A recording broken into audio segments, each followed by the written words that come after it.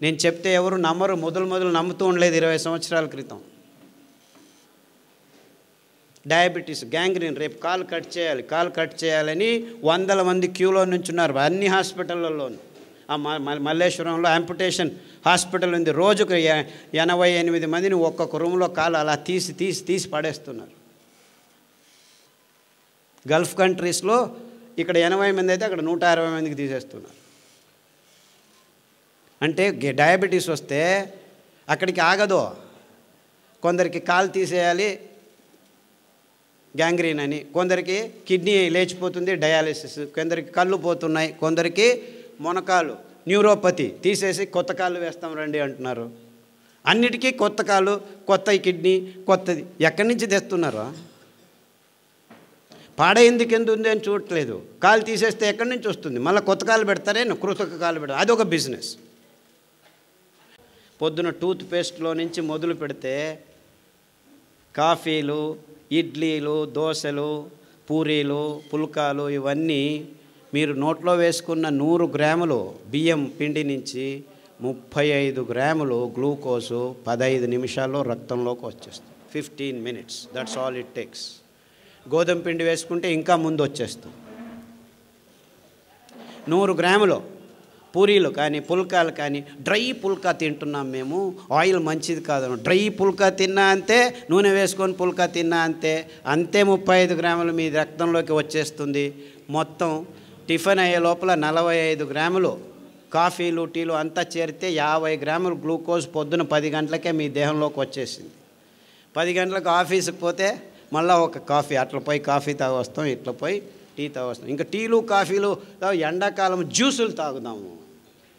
ఒక్కొక్క జ్యూస్లో మీకు 50 గ్రాముల నుంచి 100 గ్రాములు చక్కెర వేసి బుర్ర అని తాగొచ్చి ఆహా మందం అయిపోయింది. రక్తం అంతా చేరి ఆ మందం ప్రవహించకుండా హార్ట్ బీట్ తప్పుతూ ఉంటే, ఓహో హార్ట్ బీట్ తప్పుతుంది, నీ రక్తంలో హార్ట్ బ్లాక్స్ అవుతున్నాయి, రక్తం మందమైపోయింది, ఈ ట్యాబ్లెట్ తీసుకో. ఎన్ని రోజులు తీసుకుంటూ ఉండు, ఏం ప్రాబ్లం లేదు. అరే ఆ చక్కెర నోట్లో పోకుండా చూసుకోరా నాయన, అది మందం అవుతుంది. ఇప్పుడు చక్కెర నీళ్ళలో వేసి ఒక 2 నిమిషాలు వేడి చేస్తే ఏమవుతుంది? పాకం అవుతుంది. మీ దేహం టెంపరేచర్ ఎంత ఉంది, ఆ టెంపరేచర్లో మీరు చక్కెరలో వేస్తుంటే పాకమై కూర్చోండి ఉంది. పాకమై కూర్చుందిరా బాబు, అందుకే రక్తం పారట్లేదు అని ఎవడైనా చెప్పాడు? లేదు ఊరికాయ తింటే మీకు బీపీ వచ్చింది అంటాడు. ఉప్పుకు బీపీకి సంబంధమే లేదు, కానీ చక్కెరకు ఉన్నంత సంబంధం అని ఏ డాక్టర్ ఇంతవరకు మీకు చెప్పలేదు. అంతెందుకు, మీరు మీ భార్య మర్చిపోయి ఉప్పు ఒకసారి సాంబార్లో ఎక్కువ వేసింది అనుకోండి, రెండోసారి మర్చిపోయి ఒకసారి వేసి ఉంటుంది, ఏదో ఇంట్లో గలబల మర్చిపోయాను ఇంకొకసారి ఉప్పు వేశారనుకోండి, ఆ సాంబార్ ఎవరైనా తింటారా? భార్య కూడా తినదు, ఉప్పు కషమని. అదే మర్చిపోయి గులాబ్ జాముకి ఇంకో 4 చెంచాలు చక్కెర ఎక్కువ వేసామనుకో, హేమావతి చాలా బాగుంది, ఇంక 2 గులాబీలు తీసుకురా అంటాం. అంటే ఉప్పు మనం కావాలన్నా తినలేము. నాకంటే మీరు కొద్దిగా ఎక్కువ ఉప్పు తినొచ్చు, ఇంకొక ఊరగా ఎక్కువ తినొచ్చు, అంతేకాని ఉప్పు మన నోట్లోకి పోమన్నా పోదు. కానీ డాక్టర్లు ఏం చెప్తున్నారు? ఉప్పు వల్ల మీకు బీపీ వస్తుంది అంట. నిజంగా బీపీ వస్తుంది ఈ చక్కెర వల్ల, ఈ కాఫీ వల్ల, ఈ టీ వల్ల, ఈ పాల వల్ల అని ఏ డాక్టర్ మీకు చెప్పట్లేదు. ఇన్ఫ్యాక్ట్ ఊరగాయ అతి అద్భుతమైన పదార్థం. నిమ్మకాయ ఊరగాయ, టమోటా ఊరగాయ, చింతపండు ఊరగాయ, మామిడికాయ ఊరగాయ, ఉల్లికాయ ఊరగాయ, ఇవన్నీ ఆల్ఫా హైడ్రాక్సీ కార్బాక్సిలిక్ యాసిడ్స్ అంటారు. Tartaric acid, citric acid, ascorbic acid, మామిడి పండులో గ్యాలిక్ యాసిడ్ అని, గోంగూరలో ప్రోటోకోచిక్ యాసిడ్ అని ఇంకొకటి అద్భుతమైన పదార్థాలు. ఇవి అద్భుతం. ఎంత అద్భుతం అంటే మీ దేహంలో క్యాన్సర్ని పుట్టించే కారకాల్ని 1 నిమిషంలో నిర్వీర్యం చేస్తాయి. అంటే మన దేశంలో ఊరగాయ కూర్చుకొని ఇట్లా ఇంత తినము, చివరకు పెరుగన్నంలో కొద్దిగా నంజుకొని తింటాం. ఆ కొద్ది అంశమే చాలు మన దేహంలో క్యాన్సర్ని దూరం చేసేదానికి దోహదపడుతుంది. ఇంత అద్భుతమైన ఆహార పద్ధతిని అనారోగ్యం అని చెప్పి ఊరగాయని మన అరిటాకుల నుంచి తీసేసి చివరికి ఇచ్చింది వీళ్ళు ఏమిటాయంటే ఐస్ క్రీములు. ఆ ఐస్ క్రీమ్ తిని హార్ట్ బ్లాక్ అవుతున్నాయి పిల్లలకి, చిన్న చిన్న పిల్లలకి. ఇది ఆహార సంస్కృతిని పూర్తిగా నాశనం చేసే అడ్వర్టైజ్మెంట్లు చేస్తున్న మోసం. ఏ ఒక్క డాక్టర్ అయినా మీరు ఐస్ క్రీమ్ తినొద్దండి మంచిది కాదు అని చెప్పాడా? లేదు. ఊరగాయ తినొద్దండి అని అందరికీ చెప్తున్నారు. ఒకరికొకరు ఊరగాయ తినొద్దు అంట. వాడెవడో అమెరికాకు పోయిన వెంటనే ఫోన్, అమ్మా మీరు ఊరగాయలు ఎక్కువ తింటున్నారు, కొబ్బరి చట్నీలు ఎక్కువ తింటున్నారు, ఆఫ్ చేయండి. అక్కడ మాంసము, పిజ్జాలు, బర్గర్లు తిని హార్ట్లు పుట్టుకు అని చనిపోతున్నారు. దాని గురించి ఎవరు చెప్పట్లేదు. కొబ్బరిలో కొలెస్ట్రాల్ లేదు, ఊరగాయలో బీపీ లేదు. ఉండే బీపీ, ఉండే రోగం, ఉండే షుగర్ అంతా షుగర్లో, పాలల్లో, కాఫీలో, టీలో ఉంది. కానీ ఏ ఒక్క డాక్టరు, ఏ ఒక్క విజ్ఞాని, ఏ విశ్వవిద్యానిలయం దీని గురించి చెప్పట్లేదు. దానికి తోడు పుస్తకాల్లో రోసుకొని పాలు మంచిది, బియ్యం మంచిది, గోధుమలు మంచిది, ఇది తినండి అది తినండి అని ఈ డాక్టర్ల నుంచి, డయాబెటీస్ వచ్చిందా చపాతీ తిన్ను, చపాతీలో గ్లూటెన్ అనే ప్రోటీన్ ఉంది, అది కూడా ఈ కల్మషాలు మీ చిన్న పేగుల్ని, పోగుల్ని అంటుకుంటే సిలియక్ డిసీజెస్, అలర్జీ డిసీజెస్ అన్నీ వస్తాయి. నిర్నాళ గ్రంథికలు నాశనం అవుతున్నాయి. అటువంటి భయంకరమైన పదార్థాన్ని ఆహారమని ఎందుకు నమ్మించారో? ఈ ఫర్టిలైజర్ కంపెనీలు పెంచుతున్నది గోధుమలు ప్రపంచమంతా. అందుకే అందరూ గోధుమలు తినేట్టు చేస్తున్నారు. చపాతీ మంచిది, చపాతీ ఆయిల్ వద్దు, పుల్కాలు మంచివి. What non sense. ఆ గోధుమల వైపు ముఖం కూడా చూపించకూడదు, అంత భయంకరం. ఎందుకంటే 1 కేజీ పెంచేదానికి 10,000 లీటర్ల నీళ్లను కట్టాలి. మొదటే చెప్పాను, నీళ్లు లేవు.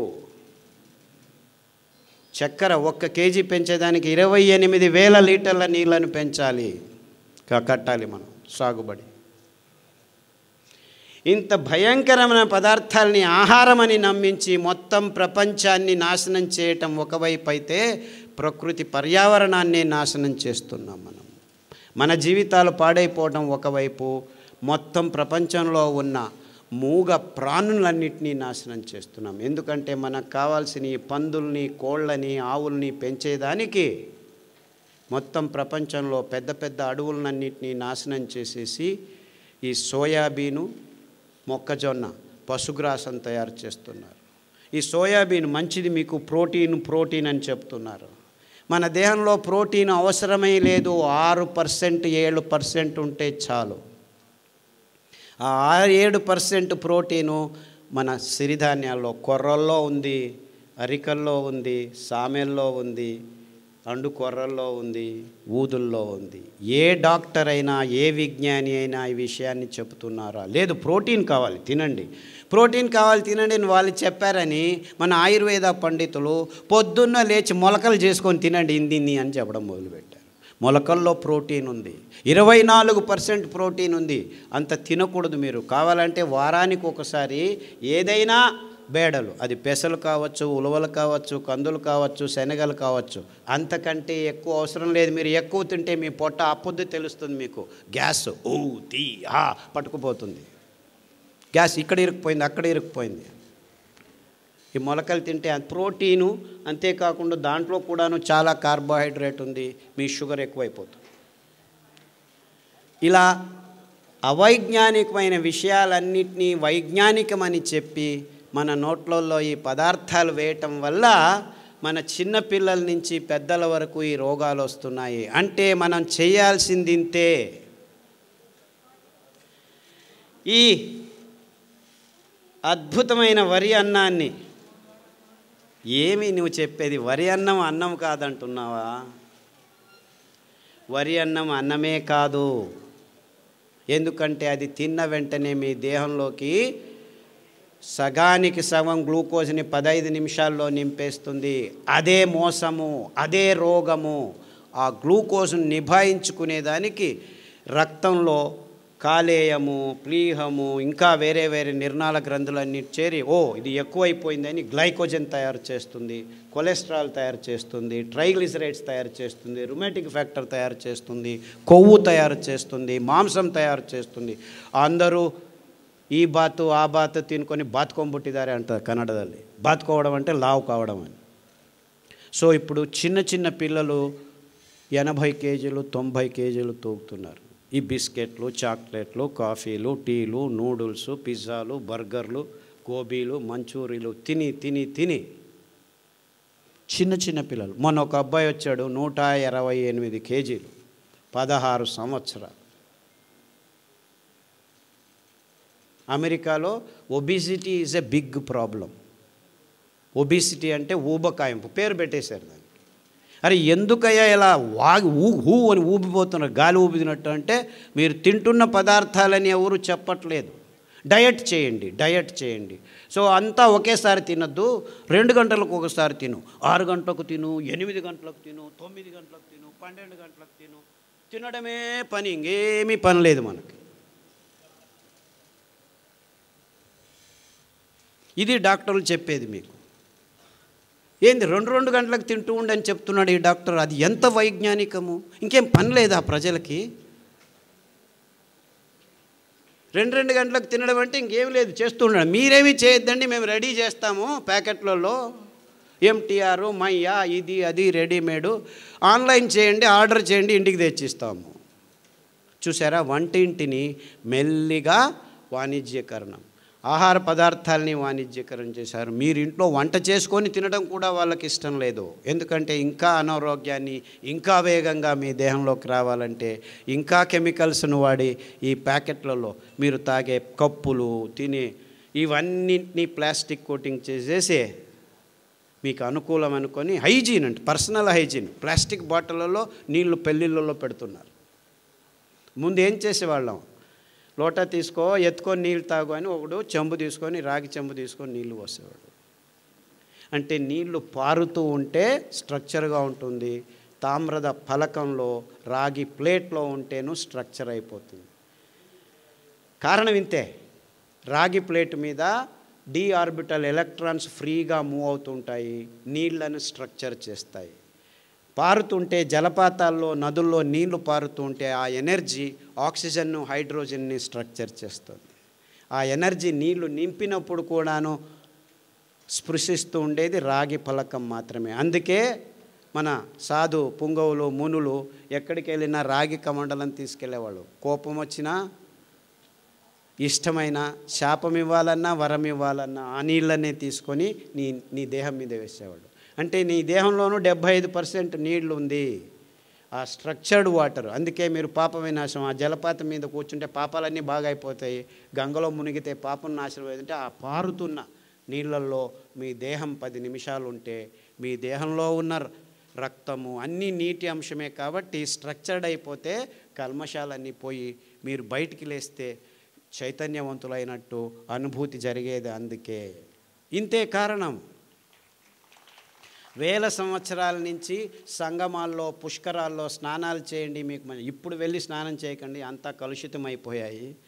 నిజమైన నీళ్లు, పారుతున్న నీళ్ళల్లో, కొత్త నీళ్ళల్లో ఆ శక్తి, ఆ ఎనర్జీ, ఆ స్ట్రక్చర్డ్ వాటర్ వల్ల మీ దేహం పునీతమవుతుంది. అంతే ముందు వాళ్ళు చెప్పింది, ఇంకేమీ లేదు.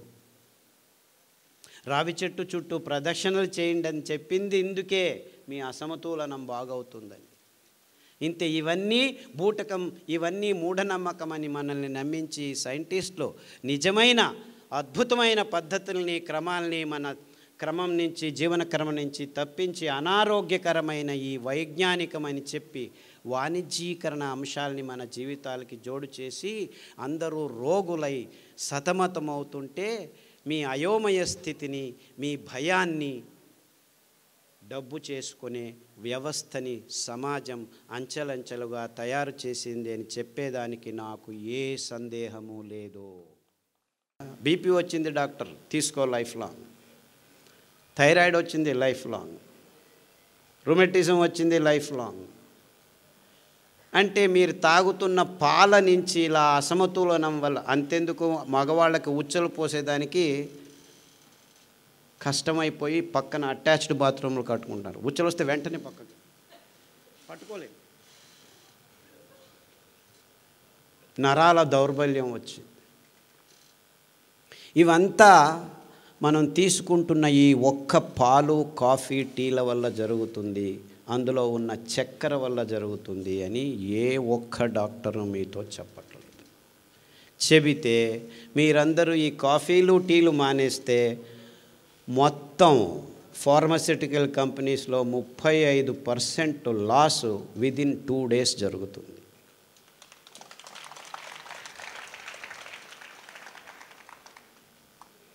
అయ్యో నువ్వేం నాయనా అక్కడ నించొని కాఫీ తాగొద్దు, టీ తాగొద్దు, పాలు తాగొద్దు అని గట్టిగా చెప్పేస్తున్నావు. కాఫీ ఆపటం అంత ఈజీనా? టీ తాగటం ఉండడం అంత ఈజీనా? పొద్దున్న లేస్తే కాఫీ కావాలి, బెడ్ కాఫీ కావాలి, ఇంకా లేవకముందు కాఫీ. నీవు అనకముందే తనకే కాఫీ కావాలి కదా, రెడీ చేసుకొని నేను తాగేశాను, నువ్వు తాగు, అక్కడ ఉంది తాగి వెళ్ళిపో అంటారు. అంటే ఆ కాఫీలో కెఫీన్ అనే ఒక ఆల్కలాయిడ్ ఉంది. నీవు 2-3 వారాలు తాగితే నాకు కావాలి కావాలి కావాలి అని అందులో ఉన్న చక్కెర, ఆ కొవ్వు, ఆ కెఫీను నీ దేహంలో ఆ కిక్కు కొడితే ఆ దేహం మెదడులో దానికి అంటుకుపోయి బానిసలైపోయి కాఫీ కాఫీ టీ టీ టీలోనూ కెఫీనే ఉండేది. కాఫీలో నీకు 10 గ్రాములు కెఫీన్ ఉంటే 100 గ్రాముల్లో టీలో 18 గ్రాములు ఉంది, ఎక్కువ ఉంది. ఆ కాఫీలు టీలలో పాలు చక్కెర వేసుకొని తాగి తాగి తాగి చివరికి ఏమైంది తెలుసా? మొత్తం అంతా ప్రపంచం కాఫీలు తాగి తాగి ప్రపంచంలో ఉన్న కొండ చర్యలన్నీ మొత్తం అడవులన్నింటినీ నాశనం చేసి కాఫీ ఎస్టేట్లు, టీ ఎస్టేట్లు బయలుదేరాయి. అంటే మీరందరూ కాఫీలు టీలు తాగడం వల్ల మన కేరళ కొట్టుకుపోయింది. ఎందుకు?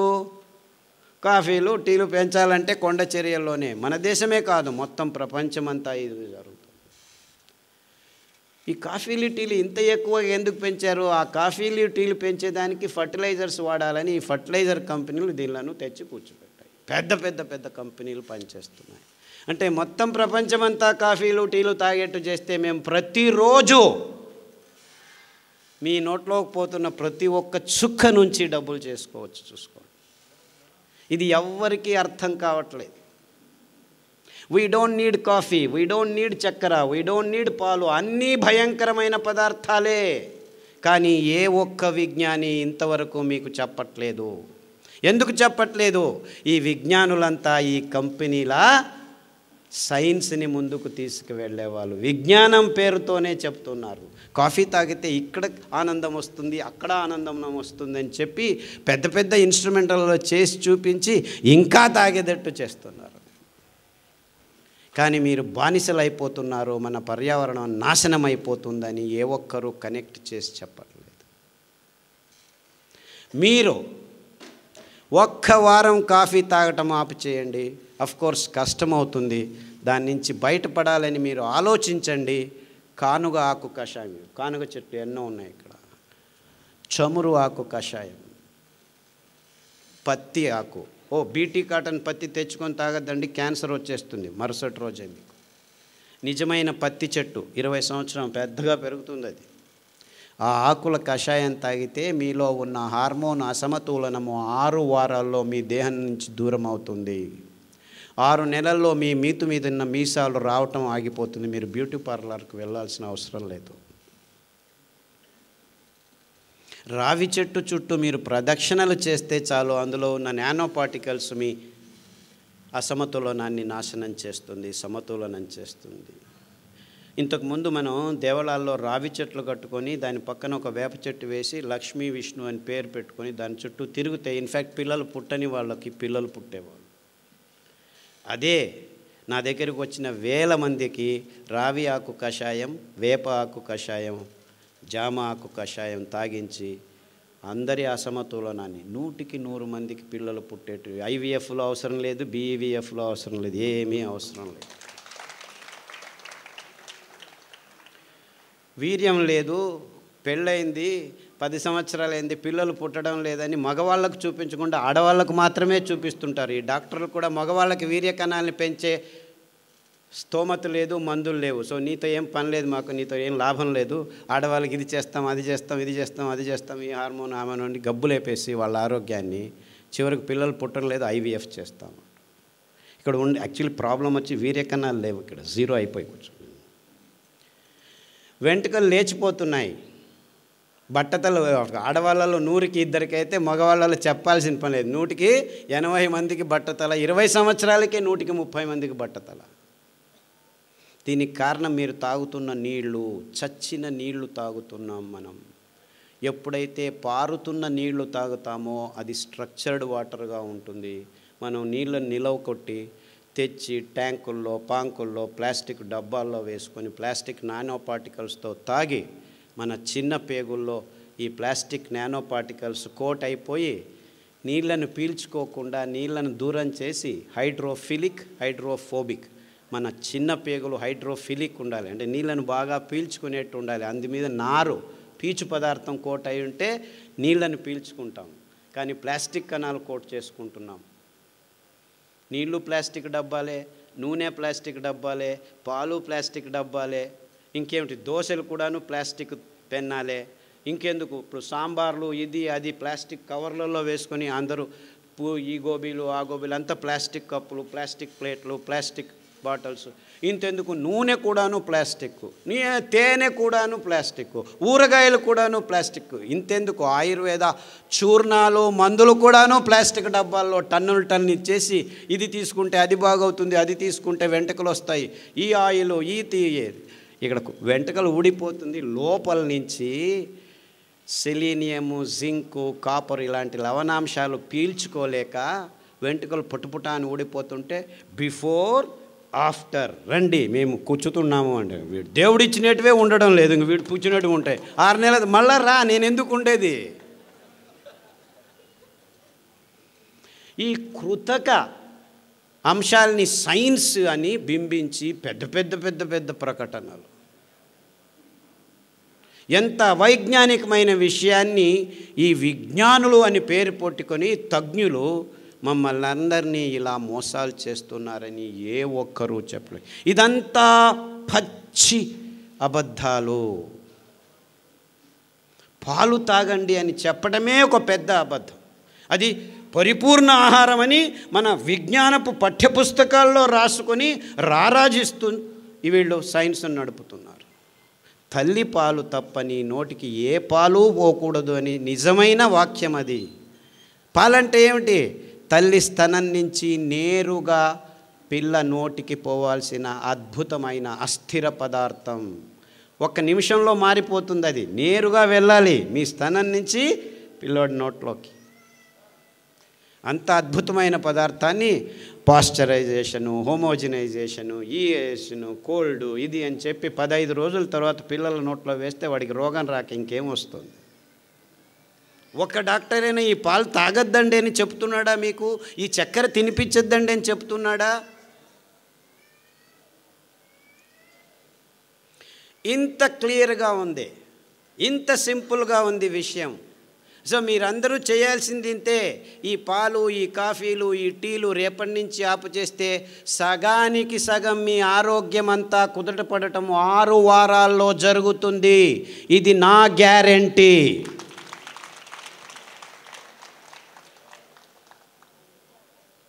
తాగేదానికి అందరం ముందుండి తాగుతున్నాం.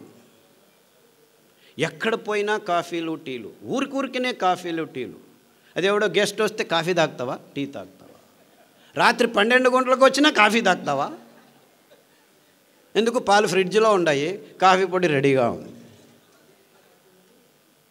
And we have no shame. Police వాళ్ళు ఇక్కడికి వచ్చి కాఫీ టీ తాగుతారు సార్